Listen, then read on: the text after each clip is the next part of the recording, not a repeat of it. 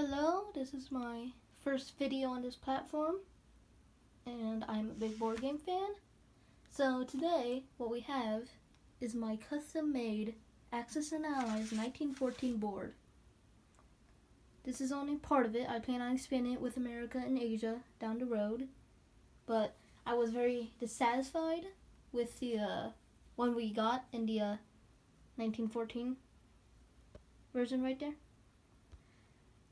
So basically I traced the board. I put this big piece of paper on the board and I traced it in pencil, and then I changed it to make the board more geographically and historically accurate. One thing, the biggest change I made is with Africa, because the North African coast I traced from the board, but everything below that is custom made. So this is bigger than the 1914 board down here. Let's start up north. Finland and Livonia have had their coastlines improved, so they're more historically accurate. Also, yeah, I'm not done coloring it yet. I should use a software program, but yeah. Oh yeah, I'm also starting to put the flags in. That's kind of phase run right now. I added Malta as a territory. Further south, I gave East Prussia to Germany, since in the original Axis and Allies World War I map, it was part of Russia for some reason. I think it's for gameplay reasons, because from Prussia, you can easily strike Livonia, when you can't do that with Germany. Oh, and Belarus too. Well, you can only strike with Poland as Germany in the regular 1914. Sorry, the phone's kind of... For Austria-Hungary, I really didn't do that much to improve it. I added Budapest as its second capital, since Austria-Hungary officially had two capitals. Romania is the same. For Serbia, I gave Montenegro, which was part of Albania on the original map, to Serbia, since the two were way closer in terms of allies. I gave Bulgaria its Aegean coast, which is missing in the 1914 map. I improved the borders with Persia, making them more historically accurate. And I put in Russian Persia, since Russia occupied the northern part of Iran. I changed Afghanistan's border, and I added more of these secondary nations to represent the dominions. But India was so big, I made it several different dominions. It's a compromise because they say what territory they are than British Raj, since they're all part of the same political entity. Got Arabia, which is a British ally, it's not colored yet. Got the African colonies of all the great powers, Cameroon in its German spelling, Angola, Southwest Africa, and the Union of South Africa is a minor aligned power, since it was a semi-independent dominion. In Italy, nothing really changed much. I considered giving South Tyrol to Austria, since it was in 1914, but I decided against it because that would make Venice as a territory too small to be properly usable in the game. I also added this new feature where capital cities are no longer respawn points for infantry. Instead, there's something called deployment cities. For all countries have two. Germany has Dresden, which is Hanover on the 1914 map, but Hanover is in real life is in the Kiel territory, so I made it Dresden. And the other one is Munich in Bavaria, which is also different. Also, it's Tyrol instead of Tyrolia. Trieste is a port city for Illyria. There's also port cities where you can respawn your naval vessels. Brest. For France, one of their deployment cities is Lille. Russia has a couple of them too. Kiev.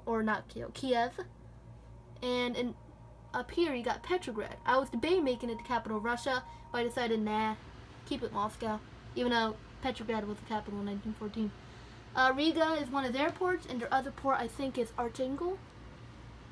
There it is, not colored in yet. Finland is a Russian territory.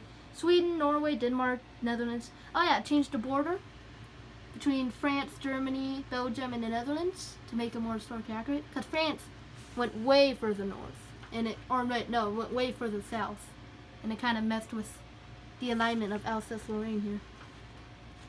Switzerland's the same. Oh yeah, instead of numbering the sea zones, I'm making them, more like, say, EU4. So you got Bay of Biscay, English Channel, North Sea, South Baltic, and North Baltic Seas. got the Black Sea. This is going to be Eastern, Western, and Central, or Eastern, Central, Western Mediterranean, Strait of Gibraltar, Adriatic Sea, and the Sahara. You know, got this. National production, Sahara, impassable. Yeah, got Empire of Ethiopia, Italian East Africa.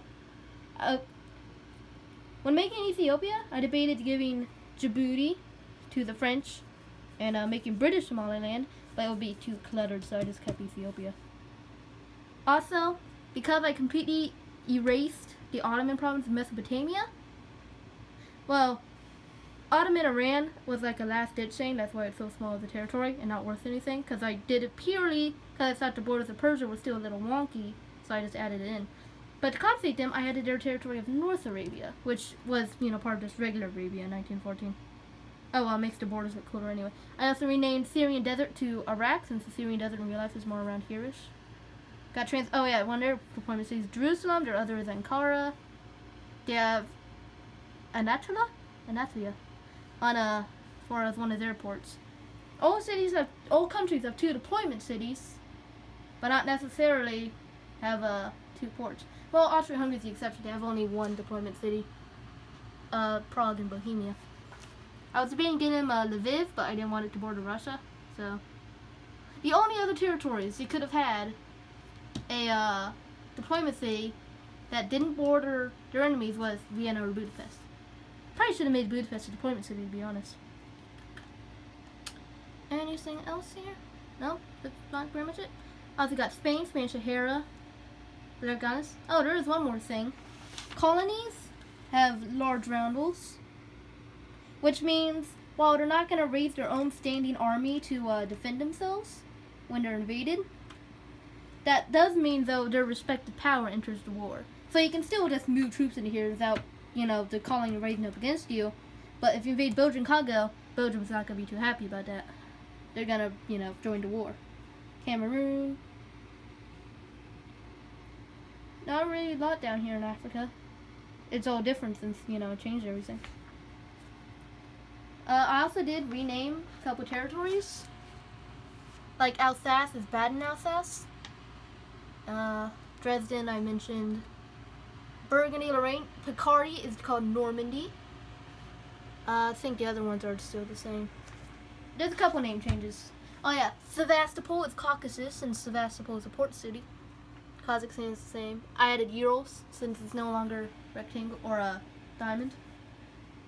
British Raj is still Persia, Russian Persia. Also, some of these African colonies, because aside from Egypt, all of Africa was just worth 1 IPC, and I thought, that's a little bit unfair, since some of these were very valuable territories. Like, Union South Africa is now worth 2. Belgian Congo is now worth 2. Nigeria is worth 2. British Africa is still worth 1. Yeah, most of these are still worth 1, but the more important ones I gave 2. So, yeah, that's it for the first video of my new Axis and Allies custom board game. Let me just unroll that for you, so we get a nice clean ending shot. So yeah, that's just a nice World War I board game for you. If there's any suggestions or anything else you want to say to me, then they're all welcome in the comments. Probably none of you are going to see this video anyway. Goodbye, guys.